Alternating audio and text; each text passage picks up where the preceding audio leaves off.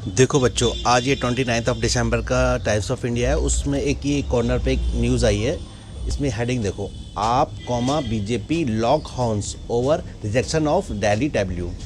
तो आपके बाद कॉमा है और बीजेपी, मतलब आप और बीजेपी की बात हो रही है। उन्होंने क्या किया है, लॉक हॉर्न्स, ये ईडीएम है यहाँ पर। लॉक हॉर्न्स, लॉक हॉर्न्स का क्या मतलब होता है कि जैसे लॉक हॉर्न माने सीन होते हैं, तो सींगों को आपस में जो लॉक करते हैं, मतलब क्या होता है, कई बार तुमने देखा होगा कई जानवर लड़ रहे होते हैं। जैसे देखो ये लड़ रहे हैं आपस में, सींग भिड़ा कर, कहते हैं सींग भिड़ा कर लड़ना, इसका मतलब वो लड़ रहे होते हैं उस समय।